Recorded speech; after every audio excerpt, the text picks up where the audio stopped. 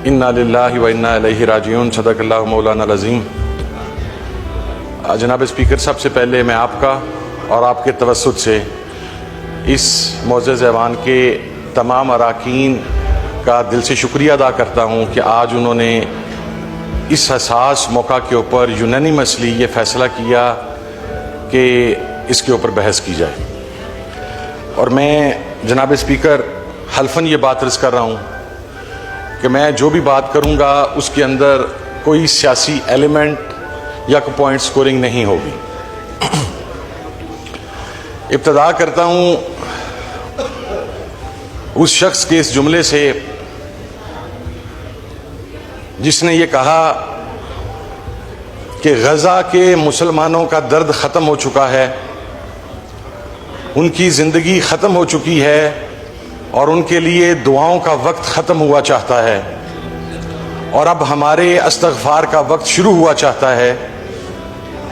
इसलिए कि मैं ये समझता हूँ कि गज़ा के फ़लस्तीन के मुसलमान, जो कि सबसे पहले हमें इस हकीकत को मद्देनज़र रखना है कि वो किसी सियासी एजेंडे की स्ट्रगल नहीं कर रहे। उनकी स्ट्रगल क़िबला अव्वल की और बैतुल मक़दस की हिफाजत है, जो कि तमाम आलमे इस्लाम के मुसलमानों के ईमान का मसला है। और मुझे ये बात कहने में कोई यार नहीं कि फ़लस्तीन के हर बुजुर्ग ने फ़िक्र इमाम हुसैन रज़ियल्लाहु के ऊपर अमल किया। फ़लस्तीन की हर खातून ने बीबी ज़ैनब सलामुल्लाह अलैह की सुन्नत पर अमल किया। फ़लस्तीन के हर जवान ने अब्बास अलमदार का जो सुन्नत थी उस पर अमल किया। और फ़लस्तीन का हर बच्चा अली अकबर और अली असगर की सुन्नत पर अमल कर रहा है। लेकिन सवाल यह है कि हम कहां पर हैं?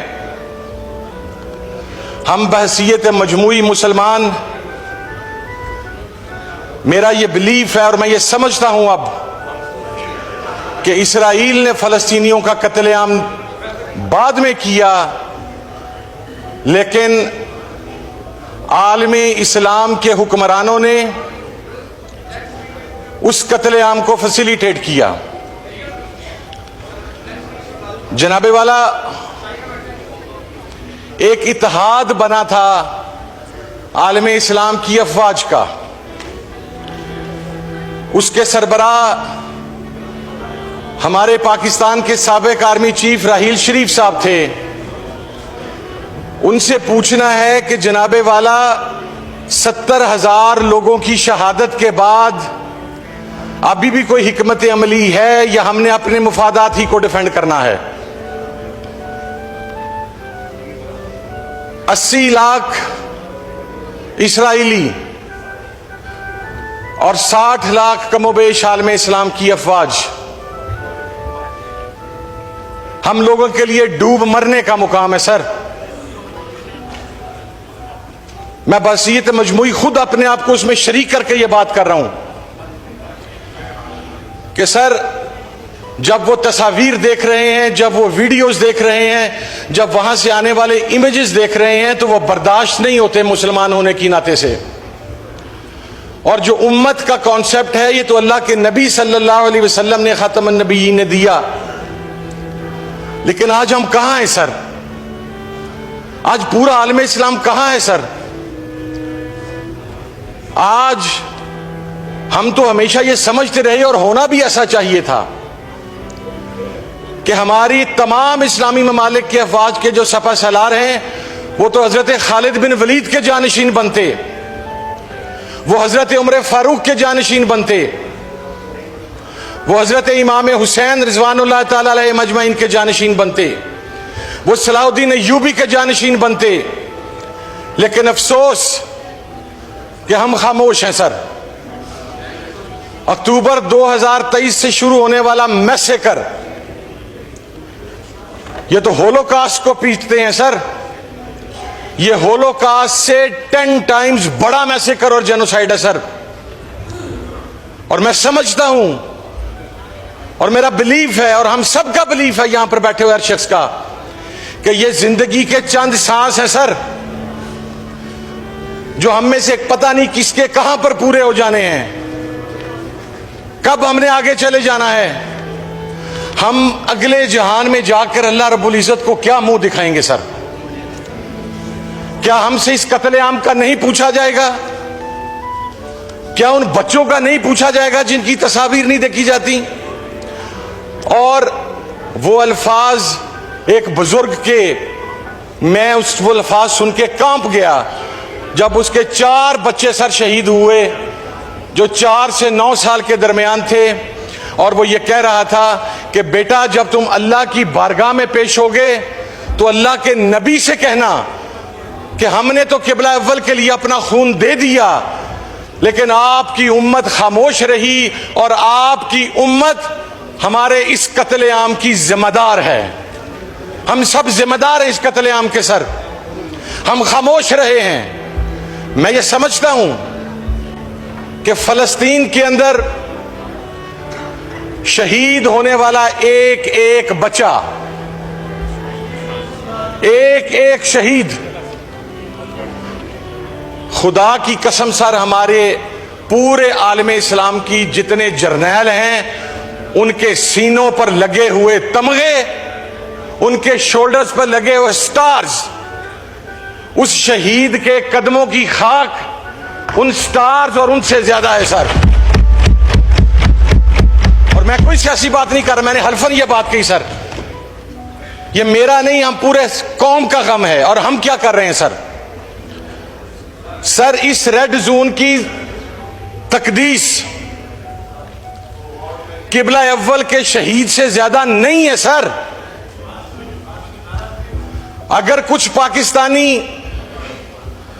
यहां पर प्रोटेस्ट करके पीसफुल आवाज उठाना चाहते हैं, उनके ऊपर लाठीचार्ज हमारी समझ से बाला है सर,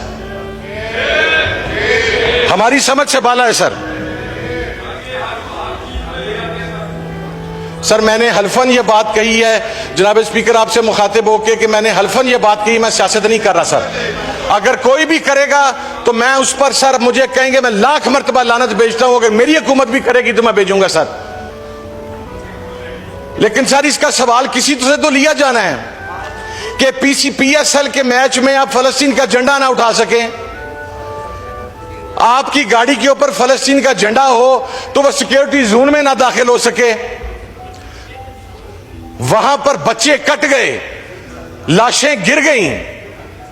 चाहिए तो यह था कि हमारी रियासत तमाम स्टेक होल्डर्स को इकट्ठा करके को मौक़िफ़ इख्तियार करती, और हम छोटे छोटे ममालिक को रिलीफ देने के चक्कर में पड़े हुए हैं सर। सर मेरी रिक्वेस्ट ये है कि पाकिस्तान फौरी तौर पर एक कदम आगे बढ़ते हुए OIC की हंगामी कॉन्फ्रेंस पाकिस्तान के अंदर बुलाए और पूरा आलम इस्लाम इकट्ठा होकर, पूरा आपकी पूरे इस्लामी ममालिक की आवाम आपके साथ है सर, वो फौरी तौर पर इकट्ठा होकर इसराइल को अल्टीमेटम दिया जाए कि अगर आप ये जेनोसाइड बंद नहीं करते तो फिर तमाम ममालिक के अंदर जिहाद का फतवा तो जारी हो चुका है सर, तो फिर तमाम आलम इस्लाम मिलकर जिहाद का ऐलान करे। ये और अगली चीज सर, मैं रिक्वेस्ट करूंगा हुकूमत से कि जो वहां पर 20 से 25 हजार बच्चे यतीम हो चुके हैं अभी तक, और ये अभी कंफर्म आदादो शुमार नहीं है, उनके हवाला से हमें फैसिलिटेशन प्रोवाइड की जाए। हम उन बच्चों को पाकिस्तान में लाकर उनकी तरबियत करेंगे, हम उन बच्चों को पाकिस्तान में लाकर उनकी खिदमत करेंगे ताकि ये अगले जहान में हमारे काम आ सके। और सर अहम तरीन चीज ये है कि कश्मीर और फलस्तीन ये 2 एजेंडे हैं जो हमारे बुजुर्गों ने जिस बात पर एक बड़ा क्लियर स्टांस लिया हुआ सर, लेकिन बदकिस्मती से आज ये बात देखने में आ रही है कि हम अपने उस स्टैंड से पीछे हो चुके हैं, कश्मीर से भी और फलस्तीन से भी। और मेरे लाख इख्तलाफातों सर, मैं पाकिस्तान पीपल्स पार्टी की सिंध की क़यादत को कम से कम इस हवाले से अप्रिशिएट करता हूं कि जब कराची में गजा मार्च हुआ है तो किसी आदमी को उन्होंने कुछ नहीं कहा और वो गजा मार्च होने दिया सर। अगर मैं ये कहने की हिम्मत रखता हूं तो मैं ये भी कह सकता था, अगर आप यहां इस्लामाबाद में होने वाले मुजाहरे के ऊपर लोगों को ना मारते तो मैं आपको भी अप्रिशिएट करता, लेकिन आपने मारा सर, आपने मारा लोगों को। आपने पार्लियामेंटेरियंस की गाड़ियों के ऊपर से फलस्तीन के झंडे उतारे सर। क्या आप इस झंडे के साथ अंदर दाखिल नहीं हो सकते? आपने पंजाब में PSL के दौरान फलस्तीन का झंडा उठाए लोगों के ऊपर लाठीचार्ज किया सर। आपने कहा यह झंडा नहीं लहराया जा सकता। लेकिन वही बात कहूंगा सर कि हम में से हर एक ने जल्द या बदेर कब्र में जाना है। हमसे सवाल पूछा जाना है कि जब कत्लेआम हो रहा था, जब बर्बरियत जारी थी, तो तुम लोग कहां पर थे और तुमने क्या आवाज बुलंद की? और सर मैंने जब तकरीर की इब्तिदा में यह बात की थी तो मेरे भाई ने दरमियान में मुझे टोक दिया, APC सर। मैंने हल्फन यह बात कही थी कि मैं सियासी बात नहीं कर रहा सर। और फिर स्पीकर साहब ने फरमाया कि आज हम बात कर रहे हैं तो इस ऐवान की तकदीस है सर। तो मैंने तो ये नहीं कहा कि इस ऐवान से 10 MNA उठाए गए थे, तकदीस का कोई फैसला अभी तक नहीं हो सका। मैंने तो नहीं कहा ये बात।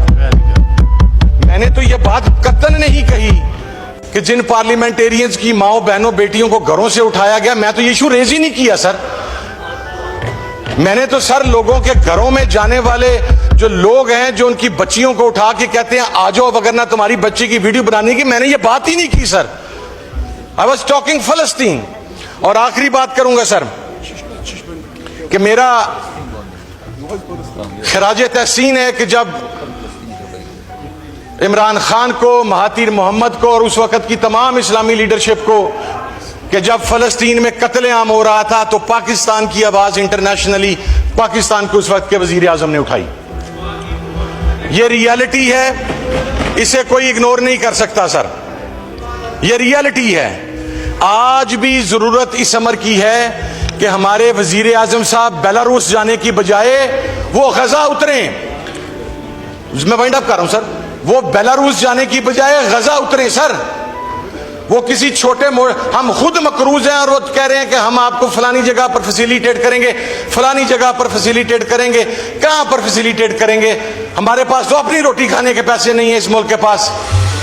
आज फलस्तीन का बच्चा बच्चा पाकिस्तान की तरफ देख रहा है, फलस्तीन का बुजुर्ग पाकिस्तान की तरफ देख रहा है, फलस्तीन की औरतें पाकिस्तान की तरफ देख रही हैं। और जब वो पाकिस्तान की तरफ देख रहे हैं, वहां पर बच्चे कट गए सर। वो लोग सफाए हस्ती से खत्म कर दिए जाने के नजदीक पहुंच गए हैं सर। और हम आज भी फरोई इख्तलाफात के ऊपर तवज्जो दे रहे हैं। मैं आपसे लास्ट रिक्वेस्ट करके इजाजत चाहूंगा, पाकिस्तान फौरी तौर पर जो आज की करारदाद है उसमें भी ये चीज शामिल की जाए कि OIC की कॉन्फ्रेंस पाकिस्तान में बुलाई जाए, इसराइल को अल्टीमेटम दिया जाए। अगर इसराइल को अल्टीमेटम नहीं दिया जाता तो बेशक दुबई में घोड़ों का होने वाला वर्ल्ड कप हो, या पाकिस्तान में होने वाला PSL हो, या दुनिया के दीगर इस्लामी ममालिक में होने वाली वो अय्याशियां और तमाशबीनियां हो, कब्र के अंदर अल्लाह रब्बुल इज्जत और उसका नबी इन लोगों से पूछेगा कि जब उम्मत कट रही थी, जब किबला अव्वल पर कब्जा किया जा रहा था, तो उस वक्त अपने किन अय्याशियों में मशरूफ थे। बहुत शुक्रिया सर, थैंक यू।